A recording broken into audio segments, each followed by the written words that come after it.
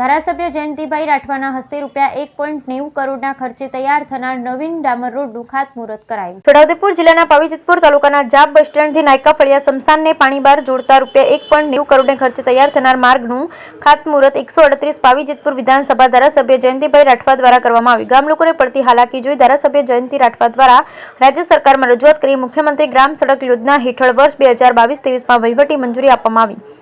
1,20 લાખની ગ્રાન્ટ મંજૂર કરતા પાવીજેતપુર વિધાનસભા ધારાસભ્ય જયંતિભાઈ રાઠવાના હસ્તે ખાતમુહૂર્ત કરવામાં આવ્યું। અવારનવાર ધારાસભ્ય સરકારમાં રજૂઆત કરી અત્યંત જરૂરિયાતવાળા કામો મંજૂરી કરવાવી લાવ્યા છે। જેતપુર પાવીના ધારાસભ્ય જયંતિભાઈ રાઠવા દ્વારા અનેક ગામોમાં નવીન રોડ રસ્તા બનાવવામાં આવ્યા છે। આ અંગે ધારાસભ્ય જયંતિભાઈ રાઠવાએ જણાવ્યું હતું કે મારી પ્રજાને તકલીફ ન પડે તે હેતુથી મંજૂર કરવામાં આવેલા રસ્તાનું ખાતમુહૂર્ત કરવામાં આવ્યું। સ્થળ પર કામગીરી વ્યવસ્થિત થાય અને સમય મર્યાદામાં કામ પૂર્ણ થાય તેવું ધારાસભ્યએ સૂચન કર્યા છે। ગ્રામજનોએ ખુશી વ્યક્ત કરી ધારાસભ્યનો આભાર માન્યો હતો। વધુમાં જયંતિભાઈએ જણાવ્યું હતું કે ગ્રામ્ય વિસ્તારના ખેડૂતો અને ખેતીના વિકાસ માટે સરકાર હંમેશા પ્રગતિશીલ રહી છે। રાજ્ય સરકાર લોકોના વિકાસ માટે જુદી જુદી યોજનાઓ અમલમાં મૂકી રહી છે।